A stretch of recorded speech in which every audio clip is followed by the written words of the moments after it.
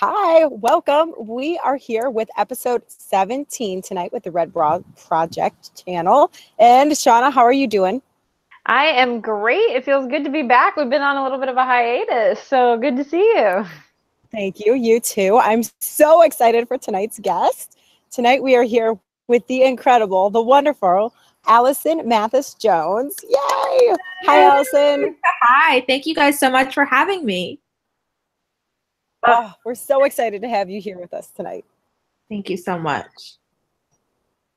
You are Yeah. welcome. So Oh, I feel like I can just go ahead, Shauna. No, go ahead. you go. I'm just like anxious to like hear her story and share it with everyone. You go. I was just gonna say I don't want to spoil it all because I've done my looking around and reading, and I'm just every time I learn something new, I'm just like, wow.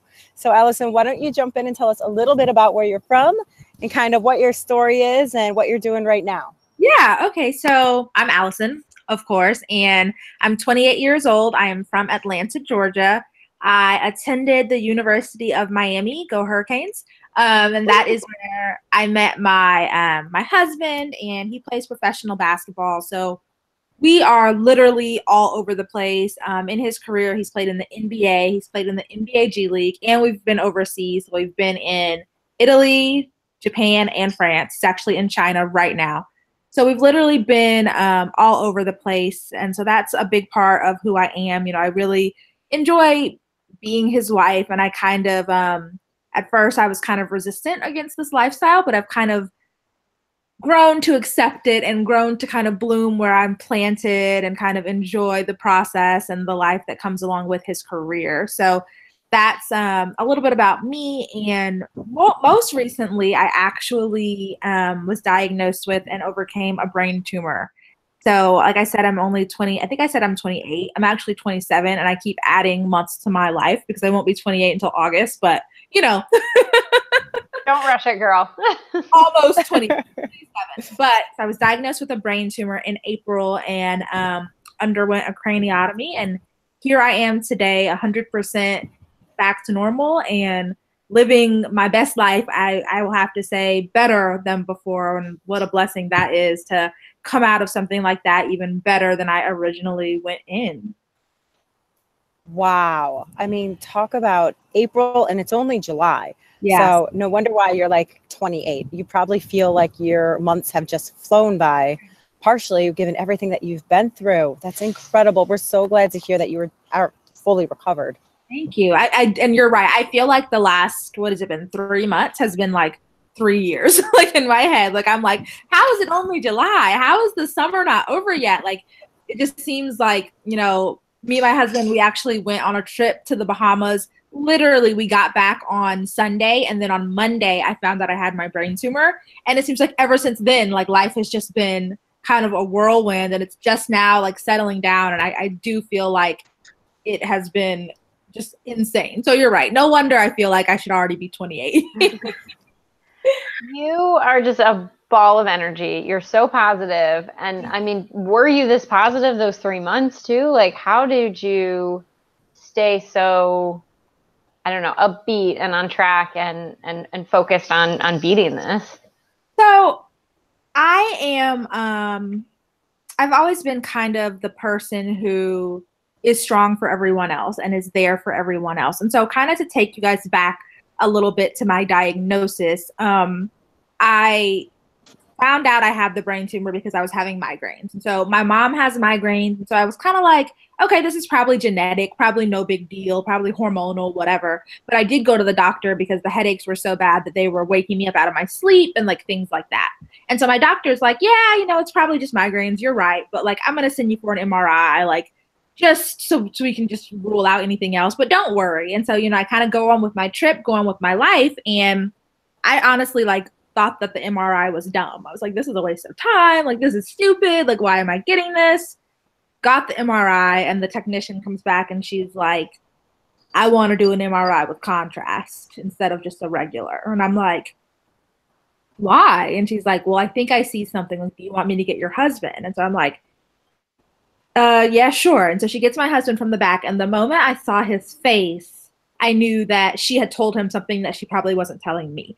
And so that's why I'm telling you this backstory, because from that moment, I knew that I had to be positive, because I could tell that he was really, really scared, and really freaked out. And so I was like, okay, I know that if I get really, really scared and if he's really, really scared, then like, what are we going to do here? And so from that moment, I was like, okay, no matter what she tells me after she does this other MRI, I'm going to be strong, and I'm going to beat this, and I'm going to just go into this, I'm going to go into this the best way that I can. And so after the diagnosis, literally I saw the neurosurgeon for a consultation on Wednesday, and on Thursday I was on an operating table having a craniotomy. So it happened very, very fast. And so the second part is that I really didn't have time to even be negative. It wasn't really fast enough.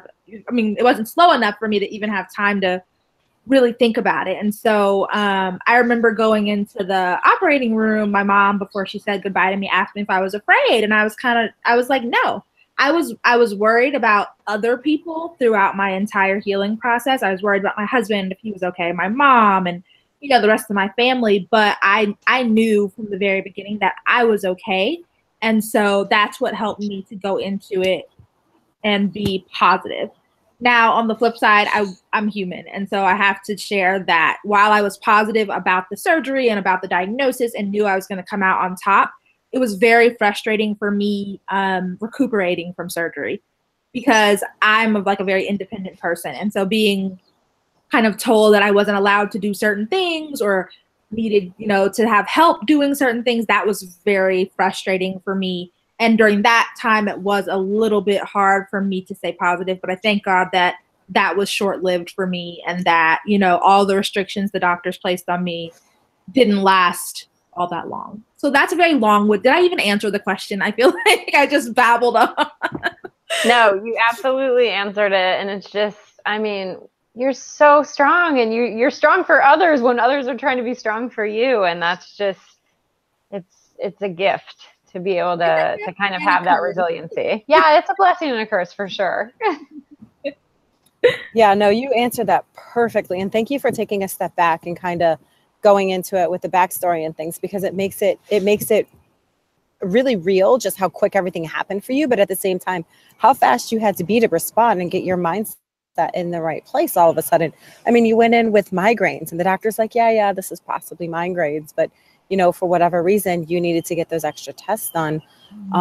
And here you are. So that's incredible. And one of the things I know that you shared with us kind of in our pre-show info things was that, you are such a giver, and you're always the one that is kind of looking out for other people and thinking about them. And that's just natural. That's what comes to you. So how do you balance that? I know you said it's been a learning process, and I can relate definitely about how you begin to balance that, but not deplete yourself so much where you do give yourself what you need to be the best that you can be. Yeah, that's a great question. And to be honest with you, I did not do a very good job of balancing it pre-brain tumor. Like, I feel like my life is like pre-brain tumor and post-brain tumor now, because it just kind of changed everything so quickly. But before rightfully so. I mean, for sure.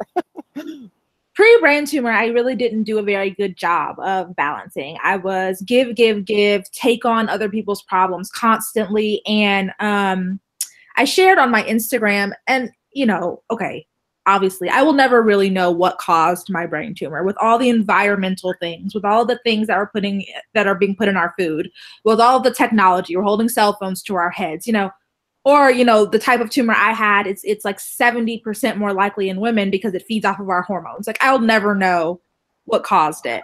But in my mind, I honestly feel like part of it was taking on so much of other people's problems all the time. Like, I feel like other people's problems just built up in my brain over time until, like, finally it caused me pain, and it had to come out, and I kind of got a clean slate. And so post-brain tumor, I am really focusing on setting boundaries with other people's, like, and honestly, that has come down to, like, okay, I'm going to take on your problem, your problem, your problem, and your problem, but that's it. Like, if you're not one of those 4 or 5 people, I can't take it on. I can guide you to someone else who can take it on or that can help you, you know, not just going to leave you out to dry, but I can't take it on. So for me, it's been all about setting healthy boundaries and just like holding my own peace, like high, because before my own peace was an afterthought, you know? And so that has really changed everything for me in terms of just, you know, the balance aspect. Now I won't say I'm not still a giver, because I think that's just, if it's in you, it's in you. But I make sure that I don't just give without taking a second for myself. It's so perfect. It's just, I mean, it's funny because your analogy of it, as I was saying before you said it, I'm like, I bet that tumor developed because she was just, her mind was going all the time for everything that she was listening to and taking in. And so it's interesting that link that you've had to it too. I, in the pre-show stuff, reading just your faith in God, and, you know, like I've had my own struggles this year, and somebody told me, they were like, start reading prayer, start daily, you know, just making sure. And so was that something that was always, your faith was strong, or it started with this? Yeah. I mean, I was one of those people that I grew up going to church, but we just went, like, we didn't do anything with it. We didn't talk about it afterwards. We prayed at bedtime and we prayed with our food, and that was it, you know? Yeah. And, it wasn't until, honestly, I would say a year and a half ago that like my faith journey really began. And I'm so thankful that my faith journey began before my brain tumor, because I don't know if I would have handled it so well if it had been the other way around. But honestly, my faith journey began because of my anxiety. I have pretty chronic anxiety, which miraculously has kind of subsided since my brain tumor is out. I don't know. I'm not saying that, you know. We'll knock on some wood here. Yeah. But I have pretty chronic anxiety, and I honestly felt like I had tried everything but talking to God about it. And one day I decided to talk to God about it, and everything from there kind of started to get better for me. I started to go to therapy again. I actually decided to get on medication for my anxiety, which is one thing that I love to share, because I feel like, you know, mental health medicines are kind of like, oh, like you're on an antidepressant. Like, it's, you know, it shouldn't be such a taboo thing. Like, it's okay. Like, I know that I needed to get on medicine for my anxiety before I could even get to a place where I could deal with the underlying issue. So there's no shame in doing that. But that's when my faith journey began, and it got stronger and stronger over the last year. I found a church home that I really love. I joined an organization called Bibles and Basketball, which is basically a community of basketball wives and girlfriends all around the world that meet online, kind of like what we're doing, to do Bible study and prayer every week.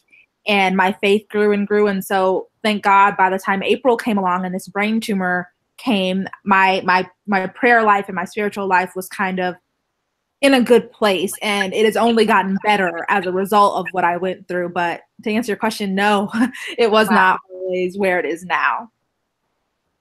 But I love that you said it started before April, so that it wasn't, you know, he was present in your life before then. But yeah, I mean, it's just everything you're saying. I'm like, you're just inspiring.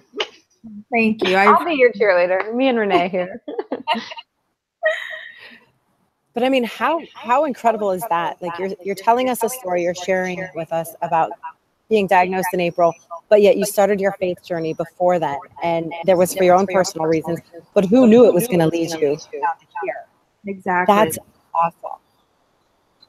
Oh, wow, Allison. So we are just, I love that we've connected and you're able to share this with us, and crazy roller coaster of a ride. And here you are in July, and you have half the year ahead of you. It's so exciting. You're getting ready to travel again. So what's on the horizon? Well, my birthday is coming up in August, so I'm making a bigger deal about turning 28 than I usually would, just because I'm like, this was a heck of a year for me. So let me make a big deal about celebrating another year of life. So I'm really excited about that. I have some friends coming to town. I'm going to see Beyonce, which will be really fun. And we're doing a birthday brunch and kind of going all out for 28. So that's kind of the first thing that's going on. And then come September, October, that's when basketball season starts back up. So I cannot even tell you guys where I'll be then, but me and my husband will be headed off somewhere for basketball. And actually, in the meantime, I'm working on a brand new project. I'm actually launching a candle line pretty soon that kind of was born from what I went through with my brain tumor. And one of the things that was really helpful for me during my recovery was lavender and essential oils. And I've since become basically a lavender fanatic, where I just think it's like the best thing since sliced bread for anxiety, for, you know, when you can't sleep, when you're restless, when you're frustrated. I just find it super soothing. And I know that I wouldn't have healed the way that I did if it wasn't for lavender. So because of the way that kind of essential oils and scent impacted during my recovery, I decided to launch this candle line. So that's kind of my new baby that I'm excited to share with the world. I'm excited to have these, and I'm curious, like, when you create a candle, like, how much work goes into like the scents and making sure they blend well together? Is it a whole separate science that people just don't give enough credit to? It is kind of a whole separate science, because things that sound like they would go really well together sometimes don't. It kind of surprises you. I believe that, yeah. I feel like it's like when you walk into the yogurt bar and you're like, I want this on my yogurt, this on my yogurt, this on my yogurt, this. And then you go to weigh it and check out, and you're like, wait, all of that didn't really mesh together well. This doesn't even taste good. Right. Can somebody help me? Yeah. Are you guys, I just want to ask really quick, are you all giving feedback on your side? For the sound? I'm okay on my end. I'm hearing a little bit of Allison. Okay.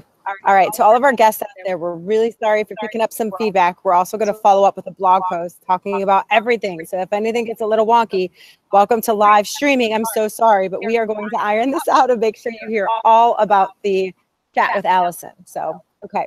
So back to the candle line. Yes, it's a little bit of a science, you said. Yes, it definitely is.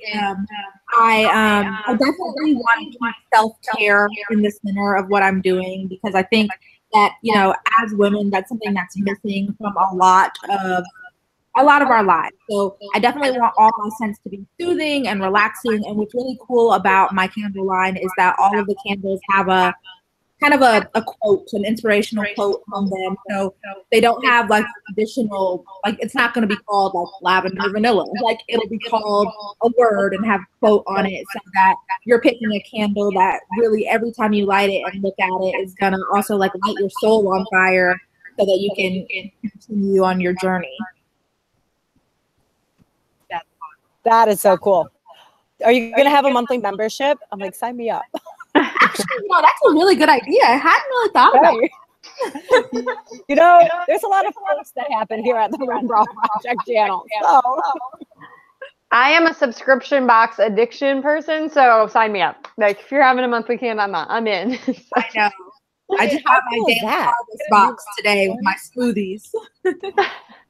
Wait, what, Renee? You don't know about subscription boxes? No, I do. But, you know, I bounce around so much. By the time I have a hard enough time catching up with some of my other stuff. Fair. Oh, my goodness. Well, it's been such a treat to have you on with us, Allison. Thank you so much for taking the time. And you know what? I do have one random question. So do you and your mom do a podcast? Yes, actually.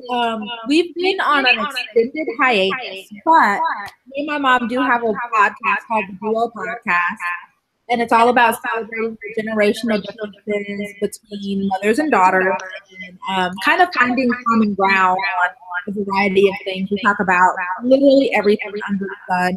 My mom is my best friend, and we were already having these conversations. And we realized just from talking in front of friends and family that people were really interested in our dynamic. We were like, you know what, let's take this live, and let's let other people kind of hear the type of conversations we have, and hopefully inspire people to have close relationships with other people of other generations. So, you know, hopefully it can be your mother or daughter, but if it's not your mother or daughter, maybe it's your sister, maybe it's your aunt, maybe it's a mentor. Just kind of, you know, learn from each other. So The podcast is up on iTunes. We have not released a new episode in a while just because, brain tumor and things happen.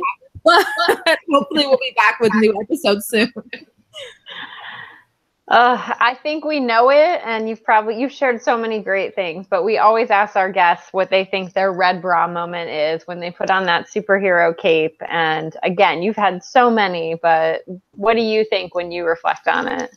I think that mine would definitely be brain tumor related, but I don't think that it was the moment that I woke up from surgery or anything like that. I think it was the moment that I decided that my tumor helped instead of hurting.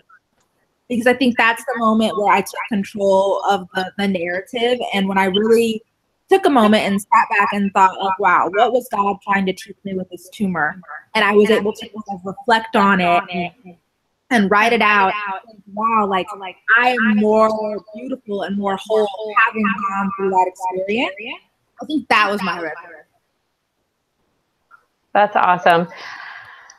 Every time we have a guest, I'm always so excited because I feel like you're speaking directly to things I'm going through. And Allison, you are just a gift. You are just so inspiring on so many levels. And I'm sure Renee would echo the same. I really appreciate it. Thank you so much. I hope that my story and, what I've been through, not only with my brain tumor, but just in life can teach someone something, because then, it wasn't all in vain. It's just someone else. Absolutely. And I was going to say, I want to jump in because one day we'll have to come back and revisit what you were saying initially, which was when you were getting into the world of travel and your husband's career and things, how that was just a transition for you. So I'd love to talk to you about that later on too. That's a whole different Yep. I'd love to come back and share about what that experience has been like for me as well, because that's been a little bit of a roller coaster, on its own. For sure. I get it. We're happy to have a to be continued, a part two. Yes. Let's put a semicolon instead of a period. Right. So one thing that our viewers might not know is that we do just kind of a questionnaire with all of our guests before they hop on with us. And one of my favorite things is reading the books that people recommend. And so one that I jumped to right away for you was Anxious for Nothing. That was because I'm always anxious. I have high anxiety. My daughter has high anxiety. So I really started to look into, I believe it's Max Lucado. I don't know if I'm saying that right. And so in researching his book, I found a quote that I was like, this is Allison. And it's love like there is no tomorrow. And if tomorrow comes, love again. And I just feel like that's the mantra that you take on. Like, I'm going to fight as if this is the last day. I'm going to be 28, even when I'm not 28. And I'm going to keep persevering. I mean, one thing that I've learned about life is that it keeps going. It always keeps going. And, I'd be doing a disservice to myself if I were to let something stop me. Well, we are so happy to be back. The Red Bra Project couldn't have come back with a better guest. You are just, I'll say it again, you're inspiring, Allison. And I feel so lucky that we got to sit down and chat with you tonight. To all of our viewers, we are going to have a blog that links you up to everything related to Allison, including this new candle line. We'll be making sure we help market it when it goes live. And so we are just, thank you for being our guest. If you're interested in the Red Bra Project, please follow, hit that bell, hit the like, hit the subscribe button, and we will make sure that you stay connected to Allison as well. Thank you so much, guys, again, for having me. I think we lost our girl, Renee. I hope we're still recording, but she has been in the same You spot. don't see me? There you are. Oh, no. I hope I'm still here. I didn't wonder where it froze. But yes, I'm here. I heard everything. And that stuff ironed out one day, you guys. But Allison, you're such a pleasure. I'm so glad that we're in each other's world, and we look forward to be continued. Thank you so much. All right. Bye, y'all. Bye.